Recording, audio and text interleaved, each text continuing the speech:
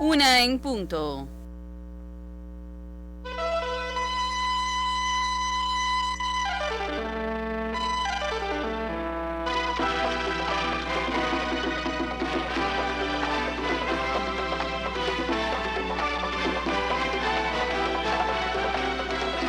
Noticiero Nacional de Radio. Buenas tardes. Retornan varias provincias y municipios a diferentes fases y etapas de enfrentamiento a la COVID-19. Otros acontecimientos en Cuba y el resto del mundo también son titulares hoy miércoles 13 de enero de 2021, año 63 de la Revolución. Con el sumario Dunia Silva y Marlon. Informa Ministerio de Educación accionará en las provincias y municipios que se encuentren en fase de transmisión autóctona de la COVID-19. Agradece Bruno Rodríguez solidaridad internacional y de rechazo a la inclusión de Cuba en la lista de países patrocinadores del terrorismo elaborada por Estados Unidos. Inicia la Cámara de Representantes la sesión del juicio político contra Donald Trump. Otorgan el Centro de Ingeniería Genética y Biotecnología la condición de empresa de alta tecnología. Ahora para la información precisa le habla Jorge Luis Ríos, que le sugiere conocer detalles sobre el llamado de las máximas autoridades del país al cumplimiento de las medidas de prevención frente al nuevo coronavirus. Atendiendo al complejo escenario epidemiológico del país, varias provincias y municipios retornan a diferentes fases y etapas en el enfrentamiento a la COVID-19. Así se informó en la reunión del Grupo Temporal de Trabajo que encabeza el presidente Miguel Díaz-Canel Bermúdez. Nosotros hemos sabido superar cada uno de los momentos complejos durante la pandemia y este también lo tenemos que superar, aseveró este martes el presidente de la República, Miguel Díaz-Canel Bermúdez, durante la reunión del Grupo Temporal de Trabajo del Gobierno para el enfrentamiento a la COVID-19. Lo que tenemos es que cortar rápido la transmisión, aislar a la gente, que son las cosas que nos han dado resultados, trabajar severamente con los casos activos, también para que no se nos acumulen más gente de los que deben estar con un buen control de las altas en cada momento por parte de la aplicación de los protocolos e ir bajando todo ese nivel de personas en los centros hospitalarios. Y muy fuerte el trabajo con los vulnerables para evitar que se nos complique, y muy fuerte el trabajo con los que están en estado de grave y crítico en la terapia. Teniendo en cuenta el incremento de los casos confirmados de la COVID-19 en los últimos días y el reporte de contagios en todas las provincias del país y en el municipio especial Isla de la Juventud, el Grupo Temporal de Trabajo del Gobierno aprobó que La Habana retroceda a la etapa de transmisión autóctona limitada y que también en otros territorios ocurran cambios de fase dentro de la etapa de recuperación en la que se encuentran. Así lo explicó el viceprimer ministro Roberto Morales Ojeda. El país quedaría en nueva normalidad 6 provincias: Santi Espíritu, Ciego de Ávila, Las Tunas, Holguín, Granma y el municipio especial Isla de la Juventud. En la etapa de recuperación, en fase 3, Pinar del Río, Camagüey y Cienfuegos. En fase 2, Guantánamo. Y en fase 1, Artemisa, Mayabeque, Matanza, Villa Clara y Santiago de Cuba. Y pasaría a la etapa de transmisión autóctona limitada, La Habana. Esto hace que tengamos en transmisión autóctona limitada 34 municipios en el país. Atendiendo al escenario epidemiológico en cada territorio, algunas provincias que transitan por la etapa de recuperación mantienen municipios en fase de transmisión autóctona limitada. A esa situación se suman ahora los 15 de La Habana. Aunque el Grupo Temporal de Trabajo del Gobierno ratificó que en el contexto actual ninguna escuela del país ha sido la causa de la transmisión del virus, pues los niños y profesores enfermos se han contagiado en la comunidad, se decidió suspender el curso escolar en los 34 municipios que hoy se encuentran en la fase de transmisión autóctona limitada. La medida se aplicará a partir del próximo jueves para que los estudiantes tengan este miércoles la oportunidad de recoger sus libros y materiales escolares en las instituciones de educación. La ministra Enaelsa Velázquez Coviella ofreció algunas consideraciones acerca de cómo va a funcionar el curso a partir de la semana que viene. Estamos de acuerdo que todos los municipios que están en transmisión realmente detengan el curso. Ya nosotros tenemos una propuesta de cómo vamos a partir de la semana que viene. Bueno, pues tenemos que hacer todas las coordinaciones necesarias a partir de la semana que viene. Por suerte, de las provincias que iniciaron el curso escolar más tarde, como es el caso de Pinar del Río, bueno, puede continuar. Ya Pinar del Río termina esta semana las pruebas de ingreso. era la provincia que faltaba. En el caso de Ciego de Ávila y Santi Espíritu, que fueron de las provincias que también empezaron después de lo que estaba previsto, bueno, pueden continuar el curso, y nosotros tenemos la posibilidad de que en el caso de la capital, al detener el curso escolar, utilizando el canal Habana como lo estamos haciendo hasta ahora, continuar el curso, hacer un rediseño y continuar el curso, y con el canal educativo, el resto de los municipios que están en transmisión, bueno, también reordenar lo que estamos haciendo hasta el momento para prestar el servicio de que se pueda continuar el curso. Al regresar La Habana a la fase de transmisión autóctona limitada, así como otros municipios del país, el Grupo Temporal de Trabajo del Gobierno evalúa la adopción de otras medidas vinculadas al transporte, el comercio, los servicios y otros sectores de la economía que serán dadas a conocer en los próximos días.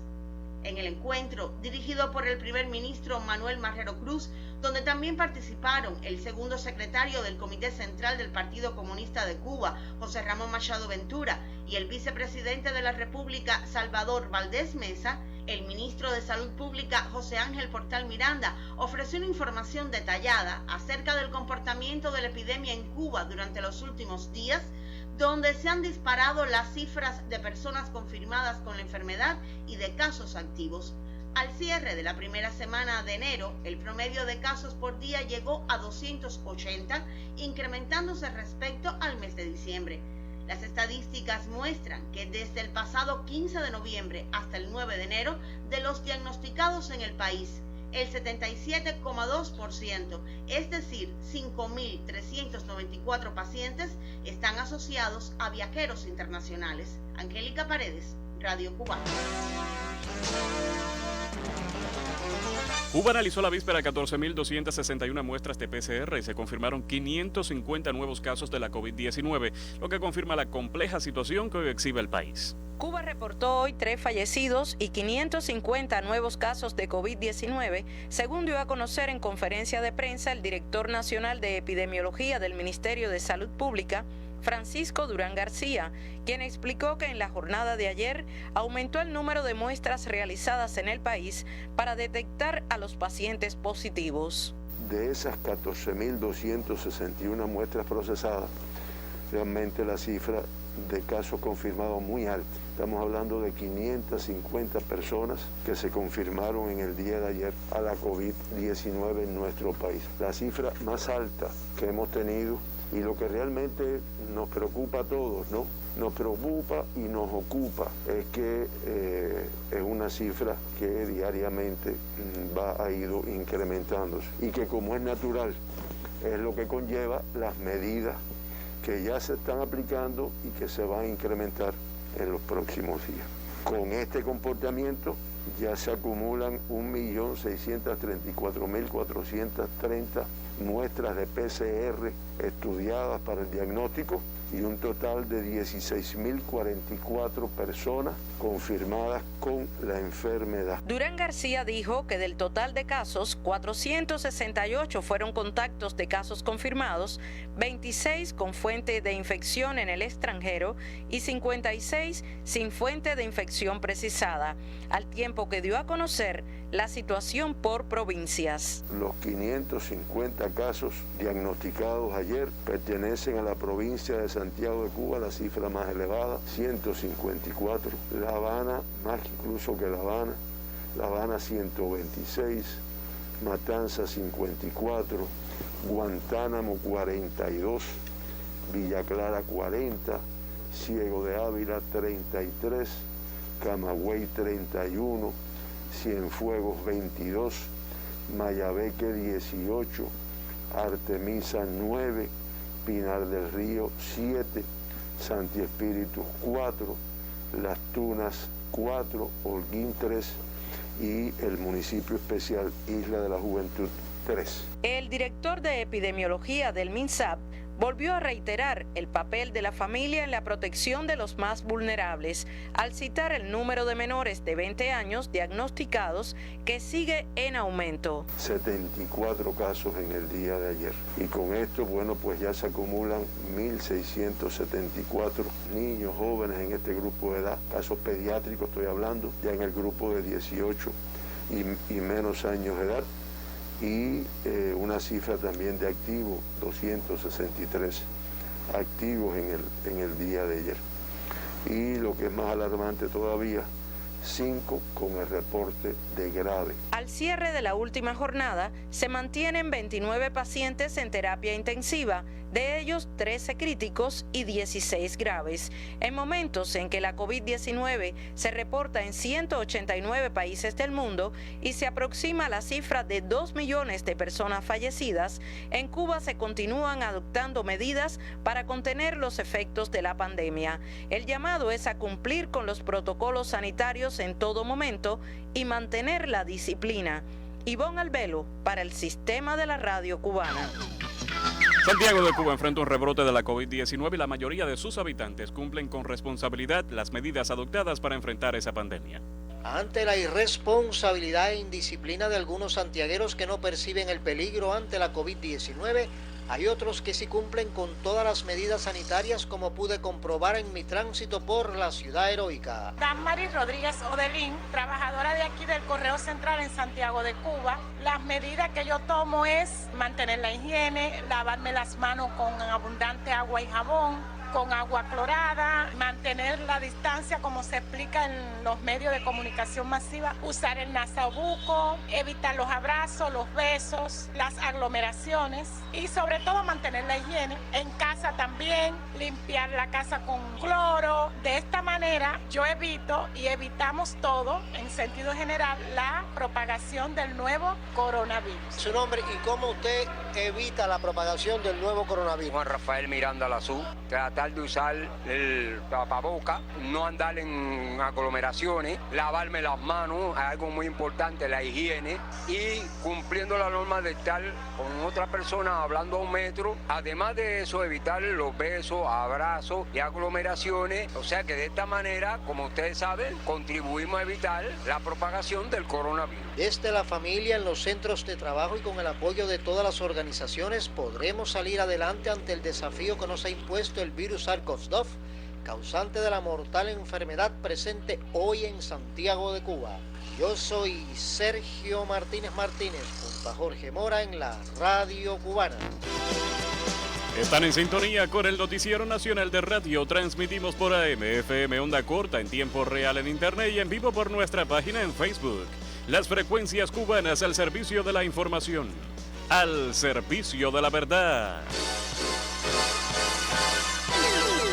1:12 minutos. El anticipo de otro tema que también será noticia. El avance en la digitalización de la red de archivos históricos, la ampliación en los minutos que siguen.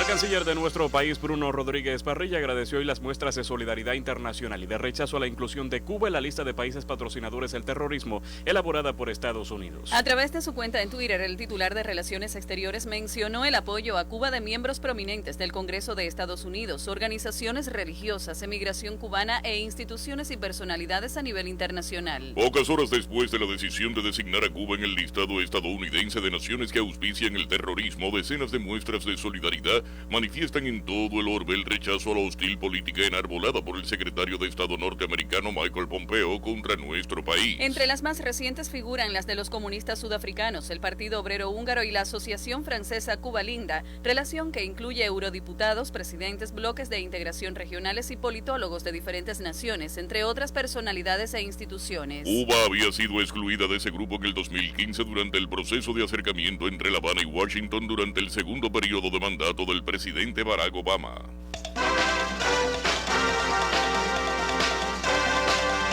El Banco Popular de Ahorro desempeña una misión fundamental en la tarea ordenamiento. Fuertes jornadas de trabajo ha cumplido el Banco Popular de Ahorro en el escenario que implica la implementación en nuestro país de la tarea ordenamiento. En un encuentro con Radio Rebelde, Rubinelson Saldívar, director de comunicación institucional de la Oficina Central del BPA, refirió que las acciones van encaminadas a la preparación del personal y las oficinas para garantizar un servicio de calidad. Se adecuaron y se realizaron todos los cambios de denominaciones a los cajeros automáticos a partir de los 3 grupos en los que se creó para cada uno de ellos. El más fuerte, que es el de las denominaciones de 1000, pesos, 500, 200 y 100 solamente está en oficinas o lugares donde radica más de un cajero automático y se decidió 11 de los 232 que tenemos en el país. Las otras están distribuidas en lugares con mucha accesibilidad para todos los clientes y también ha sido un cambio de denominaciones que ha tenido muy buena aceptación a partir de los ingresos que hemos estado recibiendo. El directivo explicó además que se adecuaron los procedimientos y el tarifario de términos y condiciones. De igual manera detalló otros procesos necesarios para el buen desarrollo de la tarea ordenamiento. Se adecuaron también los límites para los canales de pago, es decir, para todo lo que tiene que tener el cliente en la operación que hace, o por cajero automático, o por POS, o por cualquiera de los canales de pago, dígase transfer móvil en zona que tenemos previsto. Se incrementaron todos, desde los jubilados como las cuentas de ahorro y demás. También se da la opción que cuando un cliente necesite hacer una operación superior a los límites que están autorizados, puede hacer un cambio desde el transfer móvil, desde la banca remota o directamente ir y solicitar el cambio en una sucursal bancaria que le va a hacer el cambio por 24 horas y le permite hacer una operación superior a los límites que tiene autorizado nuestro banco. Se incrementaron fundamentalmente basados en los ingresos actuales que tenemos las personas naturales, jurídicas, trabajadores por cuenta propia, productores, incluidos las tarjetas en USD. Durante la entrevista también se explicó cómo procede el cambio de las cuentas de CUC a CUP, tema que aún continúa generando dudas en la población. Se explicó que se cambian las cuentas a solicitud de los clientes. Puede ser convirtiendo los saldos que tienen en CUC a certificados de depósito en MLC con todas las condiciones que se han publicado para ello, con la garantía en el momento que tenga el país de la MLC como corresponde. El resto de los clientes que vayan a cambiar sus cuentas a CUP pueden esperar, como bien se ha informado, los 6 meses y al cabo de 6 meses automáticamente todos esos saldos pasan a CUP en todas las cuentas que corresponden. Se ha creado por el sistema bancario, informó el especialista, una bonificación para cada uno de los clientes que poseen cuentas a depósito a plazo fijo o certificados de depósitos en la moneda CUC para quien no realice la operación durante los 6 meses. La bonificación estará en dependencia del término en que hoy tienen sus depósitos o certificados, desde un 1,5 hasta un 3,5%. Un cliente que tenga una cuenta en CUC superior o igual a, imaginemos, 3.000 pesos en un término de 6 meses, va a tener una bonificación de un 1,5%.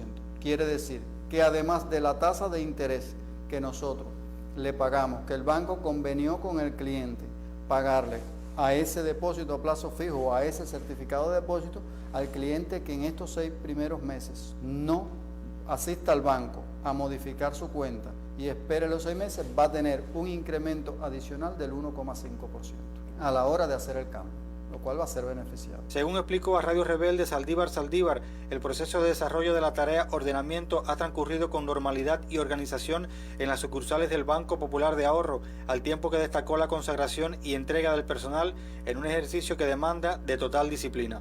Jesús Matos, Sistema Informativo de la Radio Cubana. La vicejefa de la Oficina Nacional de Administración Tributaria, Belkis Pino Hernández, informó en el espacio radio-televisivo de la Mesa Redonda el inicio de la campaña de declaración jurada y pago de tributos el venidero 28 de enero.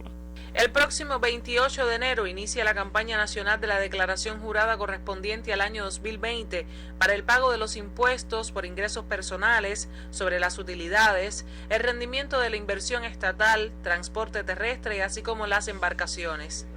En el espacio de la mesa redonda de este martes, autoridades rectoras de la Oficina Nacional de la Administración Tributaria explicaron en detalle los requerimientos para el éxito de dicha campaña de recaudación del fisco en el país.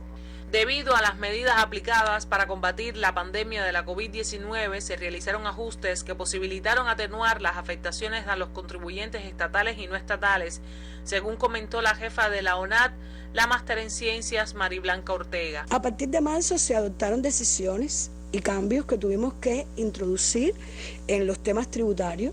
Por ejemplo, a partir de las actividades que se les aprobó suspender por la propia pandemia, pues en consecuencia de esas actividades suspendidas, nosotros pues también exoneramos del pago de los impuestos, de las cuotas y también de las tasas que en este momento tenían que pagar los contribuyentes, pues se exoneraron de ese pago.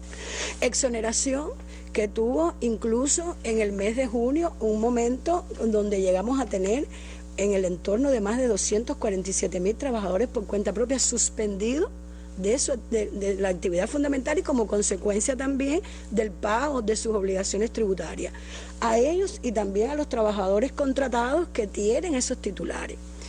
Por tanto, importante, esta suspensión va a tener reflejo también en la campaña de este año. De igual manera, pues se aplazaron los tributos que había que pagar, incluyendo la campaña del año 2020.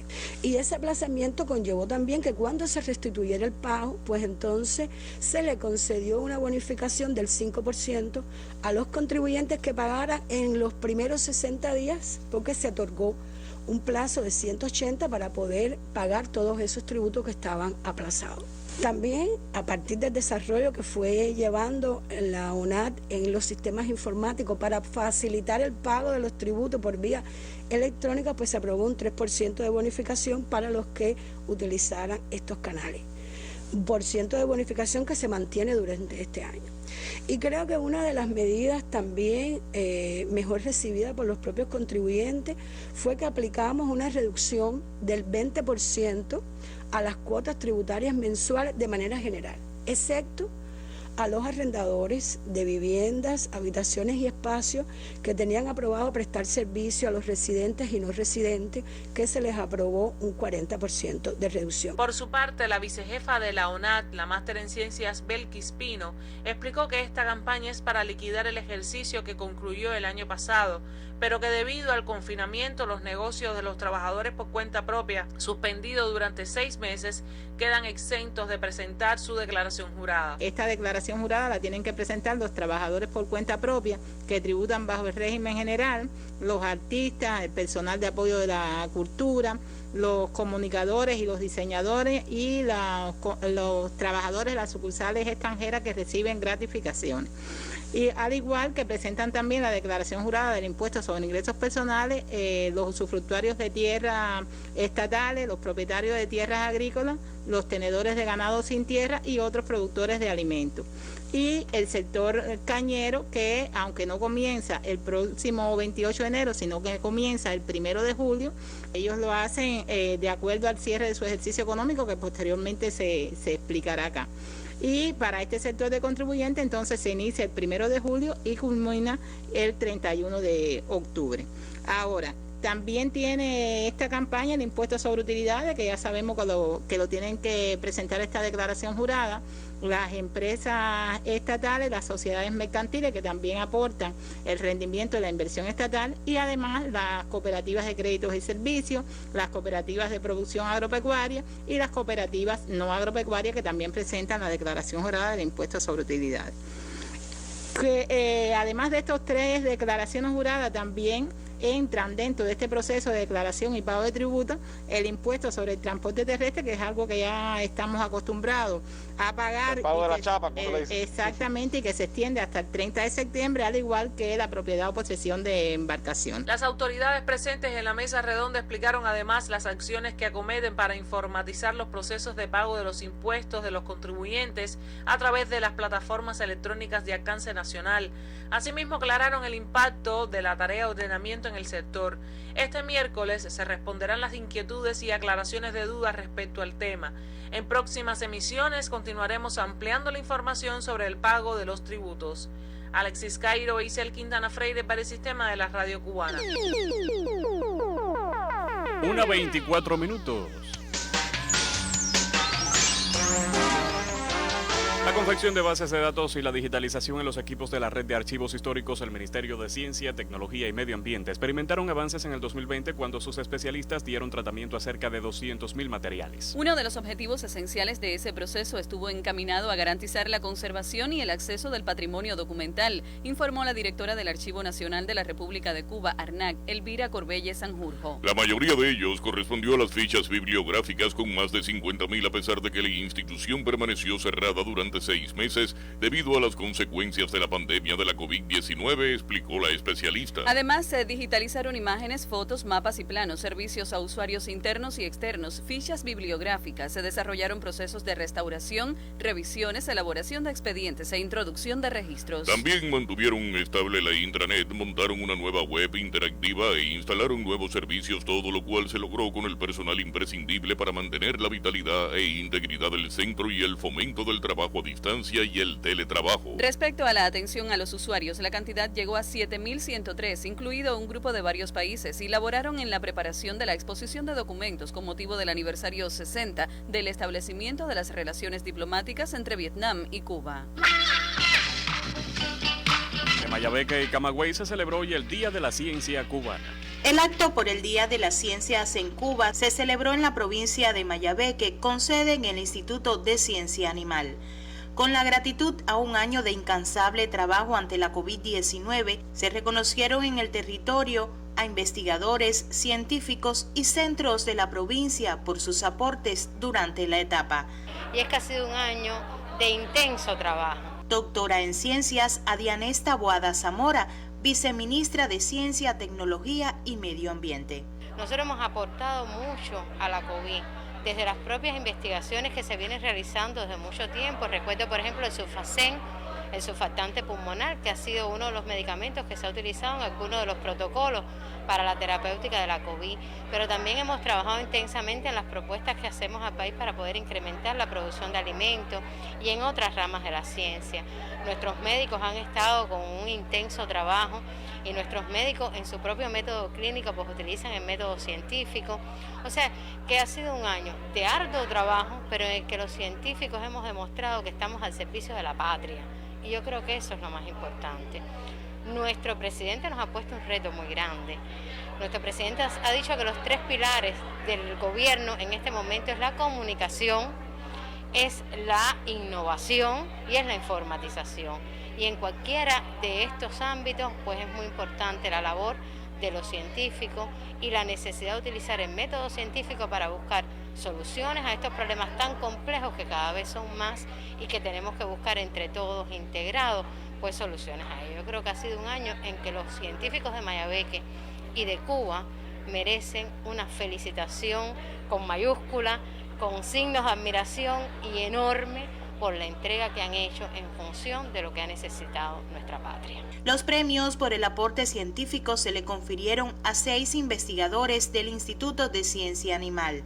Desde la formación humana y el elevado desarrollo profesional, legado de nuestro comandante Fidel Castro, el Consejo Asesor de Ciencia y Técnica de Mayabeque reconoció a Joandra Marrero y a Madeley Martínez. En esta ocasión se realizó la convocatoria a los jóvenes científicos a participar en la 17ª edición de la Conferencia Provincial Forjadores del Futuro como fieles relevo y continuidad de los científicos de hoy.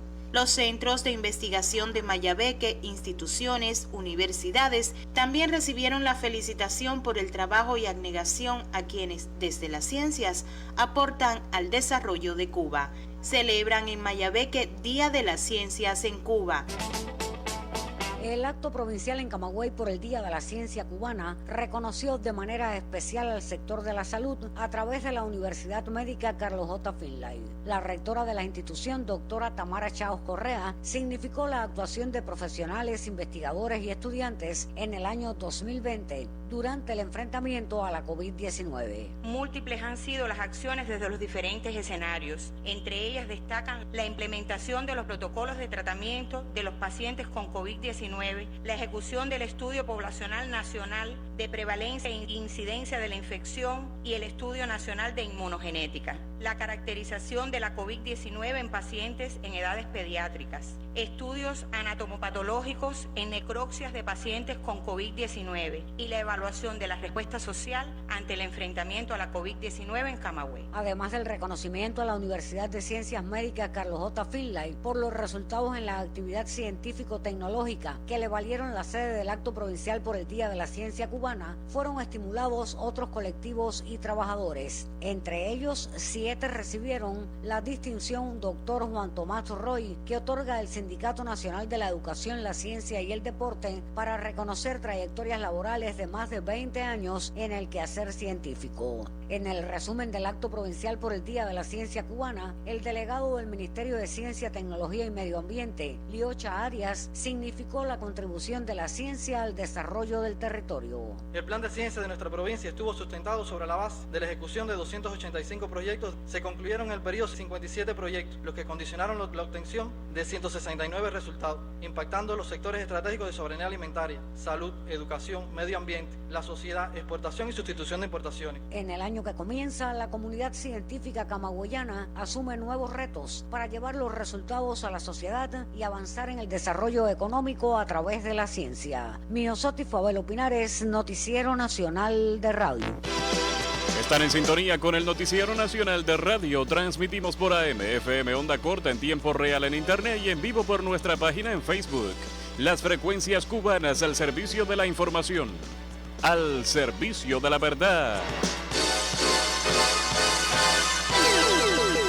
1:30 minutos. La noticia en el mundo hoy.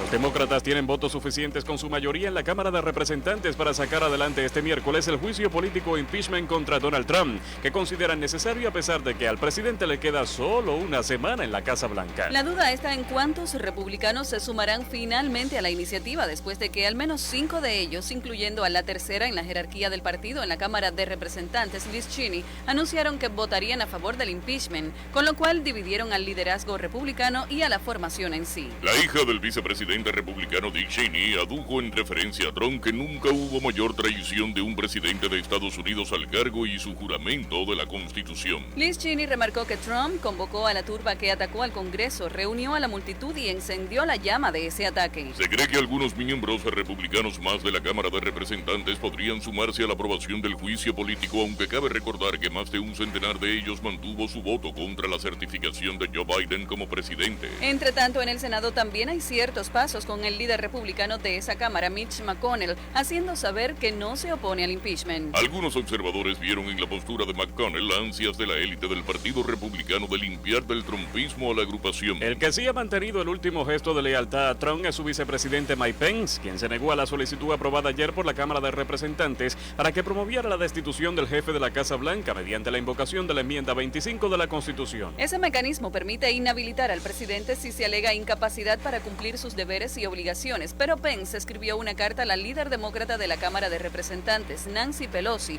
a quien ratificó que no cederá a la presión de ejercer un poder más allá de su autoridad constitucional. Pence calificó los esfuerzos demócratas como juegos políticos en un momento grave en la vida de Estados Unidos. El rechazo de Mike Pence despejó el camino para la votación de un segundo juicio político o impeachment este miércoles a solo 7 días de la toma de posesión del cargo por el presidente electo Joe Biden. Trump se convertiría así en el único presidente estadounidense que pasa por este proceso 2 veces y enfrentaría un único cargo de incitación a la insurrección. Para armar un caso de delitos graves y faltas, como exige la Constitución, el juicio político o impeachment se basará en la retórica incendiaria del mandatario y en las falsedades que difundió sobre la victoria de Joe Biden en la manifestación que precedió al ataque al Capitolio el 6 de enero. Los dramáticos sucesos del Capitolio le han pasado la cuenta a Trump, cuya popularidad ha descendido a raíz del asalto a la sede del Congreso, y ya son menos de la mitad de los republicanos que estarían dispuestos a votar por él en caso de que intentase volver a la Casa Blanca en las elecciones de 2024. En noviembre, cuando Trump fue derrotado por el aspirante demócrata Joe Biden, un 53% de los votantes republicanos o de los independientes que suelen inclinarse por ese partido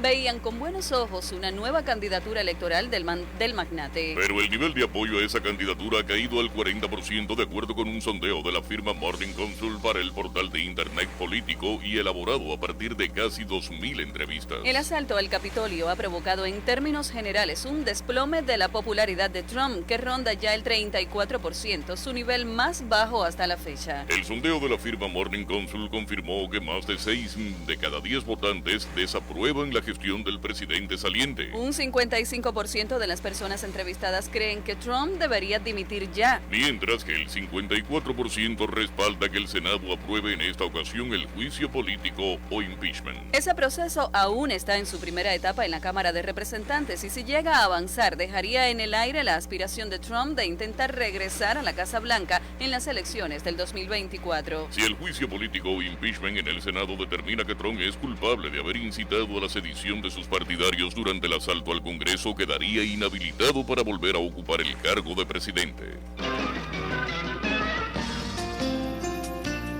Algunas lluvias en la mitad occidental del país, pronostica el Instituto de Meteorología. Los argumentos ahora con la máster en ciencias, Ailín Justiz. Ailín, buenas tardes. Sí, muchísimas gracias. Muy buenas tardes y el saludo para todos los que están en sintonía con el Noticiero Nacional de Radio. Desde la jornada de ayer es abundante la nubosidad, principalmente en el occidente de Cuba. Se debe a un incremento considerable de la humedad y también a la presencia hoy de una débil vaguada frontal justo sobre esta parte del país. Un sistema que tiene características similares a las de un frente frío, pero no llega a ser exactamente de esa manera. Sin embargo, mantiene la humedad, la nubosidad y también las precipitaciones, aunque los acumulados han sido poco significativos, según indica la red de estaciones meteorológicas. Así de similares van a continuar las condiciones del tiempo durante esta jornada. Abundante nubosidad en la región occidental, con chubascos ocasionales, principalmente hacia zonas de la costa norte, lluvias que pueden extenderse hasta la noche. En el resto del territorio nacional será una jornada de sol, algunas nubes también pudieran nublarse en algunas localidades, pero con pocas precipitaciones. Durante la noche continuarán esos nublados en occidente y centro, también la posibilidad de algunas lluvias hacia zonas de la costa norte de La Habana, Matanzas y de Villa Clara, y poca nubosidad en las provincias orientales. Las temperaturas máximas hoy estarán en el entorno de los 26 y 29 grados en la región occidental y hasta los 30 y 33 grados Celsius en el resto del país. En la noche las temperaturas tendrán valores aproximadamente entre los 22 y hasta 25 grados Celsius en Santiago de Cuba y también en la provincia de Guantánamo. Los vientos serán del nordeste en la región occidental y del nordeste al este en centro y oriente, en ambos casos entre 10 y 25 kilómetros por hora, superiores hacia zonas de la costa norte occidental. Con este régimen de vientos habrá oleaje en el norte de occidente y de oriente y poco oleaje en el resto de nuestras costas. Así que ya usted sabe, hoy una jornada donde continuarán los nublados y lluvias ocasionales en la región occidental. A usted, como siempre, le agradezco la sintonía. Cuídese mucho. Ha sido Ailín Justiz para el Noticiero Nacional de Radio.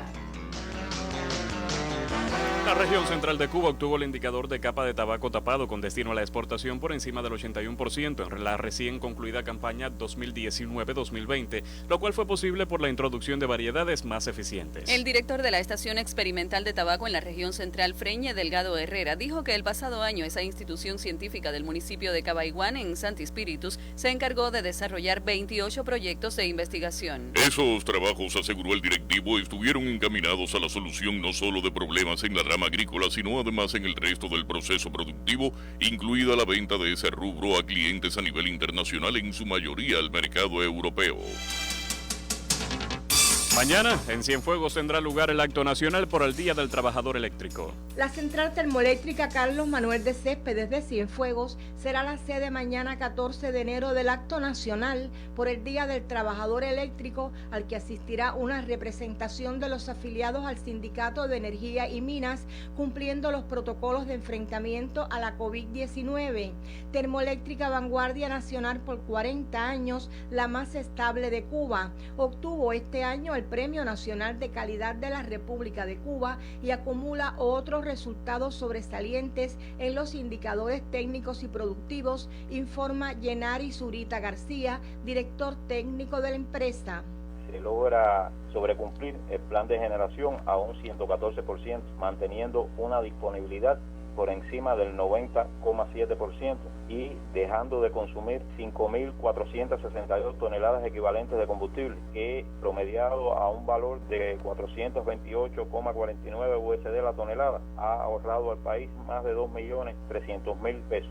Indicadores que protegen el medio ambiente y por el factor de insumo ha dejado de consumir para la generación de electricidad más de 5.700 megawatt-hora, mientras en los sistemas de gestión integrado muestra logros relevantes. Todo esto ha hecho que la empresa termoeléctrica Cienfuegos sea destacada dentro de las empresas de generación en el país por los resultados del año que concluye y que sea merecedora del acto nacional por el Día del Trabajador Eléctrico. En Cienfuegos, Mireya Ojeda, Noticiero Nacional de Radio. En la jornada de este martes, el presidente Miguel Díaz-Canel Bermúdez también sostuvo un encuentro con los expertos y científicos que colaboran en el enfrentamiento y control de la COVID-19 en el país. Cuando ya han transcurrido 10 meses de enfrentamiento a la COVID-19, los científicos cubanos que desde el inicio de la epidemia han acompañado al gobierno y al pueblo en este combate por la vida, se reunieron nuevamente con el presidente de la República, Miguel Díaz-Canel Bermúdez, como parte del intercambio permanente que evalúa acciones para enfrentar la enfermedad desde la ciencia y la innovación tecnológica. La agenda del más reciente encuentro, donde también participó el primer ministro Manuel Marrero Cruz, incluyó la actualización de los modelos pronósticos a cargo del doctor en ciencias Raúl Guinovar Díaz, decano de la Facultad de Matemática y Computación de la Universidad de La Habana. Al explicar las gráficas que evidencian un incremento acelerado del número de contagios durante las últimas semanas y luego de hacer un análisis detallado por provincia acerca de los casos confirmados, activos, las altas médicas y el número de fallecidos, Guinovar formuló los pronósticos para los próximos días, atendiendo a la compleja situación epidemiológica del país. Va a continuar como se ha visto el crecimiento de los casos confirmados. Esta semana debe ser una semana mejor. A ver, yo estoy un poco optimista con respecto a eso. ¿Y por qué lo digo?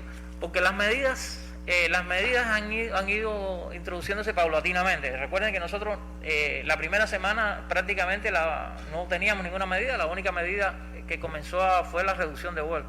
Pero ya la medida de que los visitantes tengan con un PCR negativo, pues favorece que el número de casos importados disminuya, lo cual también va a disminuir la transmisión que provoca este grupo de visitantes, ¿no? Pero ahora nos queda ver todo el resultado de las actividades de fin de año, toda esta transmisión autóctona que tuvimos en fin de año, y entonces, bueno, me imagino que a partir de las medidas que ya se han implementado en algunos municipios, de pasar municipios a las primeras fases, eso permitirá que logremos un mejor comportamiento de los casos confirmados. Al explicar el incremento de las curvas en sus gráficas científicas, el doctor en ciencias Raúl Guinovar aseveró que para poder detener el crecimiento de los casos confirmados de la COVID-19 es imprescindible disminuir el contacto entre las personas. Porque la esencia de este virus es precisamente la transmisión,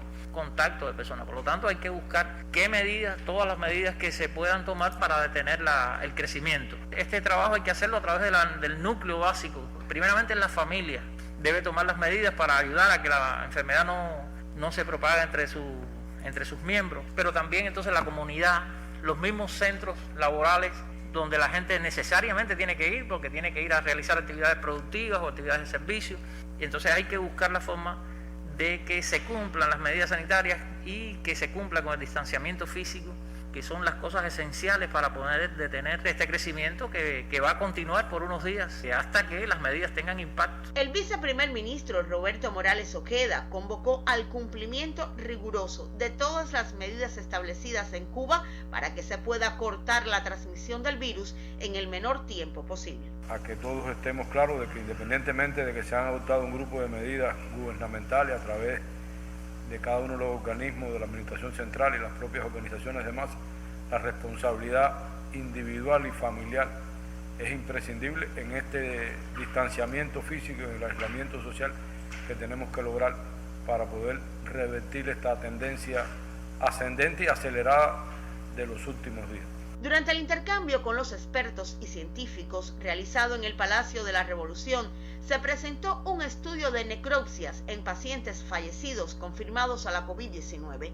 La investigación arrojó que propiamente esta enfermedad representó como causa básica de muerte menos de la mitad de los casos estudiados. De igual manera, los estudios de microscopía avanzados muestran la presencia del virus en varios órganos, aún con resultados negativos del PCR, lo cual confirma la importancia del seguimiento a los convalecientes. El estudio científico dictaminó que la prevención y modulación oportuna de la respuesta inflamatoria sistémica es clave para favorecer la evolución y recuperación de estos pacientes, empleando para ello todo el arsenal disponible por el desarrollo de la ciencia cubana. En el encuentro también se conocieron los resultados alcanzados por el Centro de Estudios Avanzados de Cuba, donde se diseñó un diagnosticador para la extracción magnética de ARN con nanotecnología. Es una caja con 7 pomitos. Un pomito es el buffer leafy, que es el que abre el virus, o sea, el detergente, digamos, que abre el virus. Después otro que es las nanopartículas magnéticas, otro que es la solución de precipitación, 3 lavados con diferentes concentraciones de los componentes y la solución de elusión. Según explicó la doctora en ciencias Angelina Díaz García, la extracción y concentración de ácido ribonucleico es una parte del proceso del PCR que permite detectar la carga viral. Contar ahora con un diagnosticador cubano para la extracción magnética de ARN nos permitirá lograr soberanía tecnológica en el diagnóstico molecular, sustitución de importaciones y encadenamientos productivos. Este producto nacional se suma a otros logros alcanzados por la ciencia durante el enfrentamiento a la COVID-19, como explicó el viceprimer ministro Roberto Morales Ojeda. Ya tenemos, presidente, el hisopo de producción nacional. Tenemos el transportador, tenemos el reactivo, que son las perlas magnéticas, para la extracción de la ARN. Ahora, ¿en qué momento nos encontramos? En tener el equipo cubano de extracción, que se está trabajando para que con este reactivo nosotros no tengamos que utilizarlo y poder seguir extendiendo la red de laboratorio al resto del país y también pueda ser un producto exportable. Al intercambiar con los expertos y científicos, el presidente de la República, Miguel Díaz-Canel Bermúdez, los convocó a seguir pensando acerca de qué otras cosas se pueden hacer desde la ciencia para tener soberanía tecnológica en el país. En cuanto a la situación epidemiológica compleja generada en las últimas semanas, el jefe de Estado subrayó que no puede haber confianza mientras el virus esté acechando. Pero este escenario es un aprendizaje, aseveró, y de él también vamos a salir. Angélica Paredes, Radio Cubana. El legislador laborista Ian Lavery se convirtió en el 19º miembro del Parlamento británico que nomina formalmente al contingente de médicos internacionalistas cubanos Henry Riff al Premio Nobel de la Paz 2021. Según informó la campaña de solidaridad con Cuba en el Reino Unido, en su solicitud al comité noruego encargado de escoger a los ganadores del reconocimiento, Lavery resaltó el trabajo humanitario e internacionalista desempeñado por los trabajadores de la salud de nuestro país en diferentes partes del mundo durante la pandemia de COVID-19. El miembro de la Cámara de los Comunes por el distrito de Wansbeck en el noreste de Inglaterra escribió: creo sinceramente que los profesionales cubanos de la salud merecen el reconocimiento por el humanismo y la solidaridad maravillosa que han demostrado durante la pandemia y por brindar atención médica en estos casos de emergencia. Al Centro de Ingeniería Genética y Biotecnología le fue otorgada la condición de empresa de alta tecnología. El Comité Ejecutivo del Consejo de Ministros otorgó la condición de empresa de alta tecnología al Centro de Ingeniería Genética y Biotecnología, CIGB, perteneciente al grupo empresarial BioCuba Pharma. La entidad, situada en el municipio habanero de Playa, cierra su ciclo económico, tanto en el mercado nacional como en el exterior, con productos de elevados estándares y nivel tecnológico. ¿Y qué representa para el CIGB el otorgamiento de la condición de empresa de alta tecnología? Su director económico, licenciado Francisco López Gascón, ofrece detalles. Nos permite de que se cuente con un esquema cerrado de financiamiento donde la empresa pueda autofinanciarse a partir de los propios ingresos del exterior que genera. ¿Qué quiere decir esto?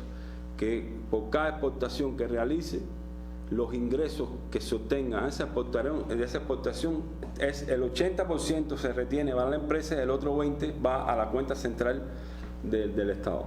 Van a servir para poder mantener los principales procesos de la empresa, que encierra procesos productivos como procesos de investigación y desarrollo.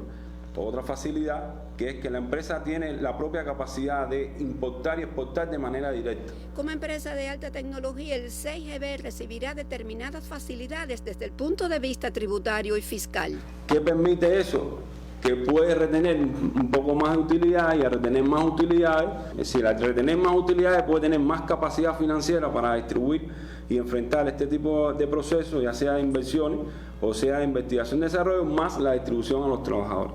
De manera trimestral, hasta el 30% en cada trimestre. El licenciado López Gascón considera que la independencia que tendrá para manejar los recursos, las posibilidades de emprender nuevos proyectos de investigación, desarrollo y la obtención de utilidades se convierten en resortes para los más de 1.600 trabajadores del centro líder de la biotecnología cubana.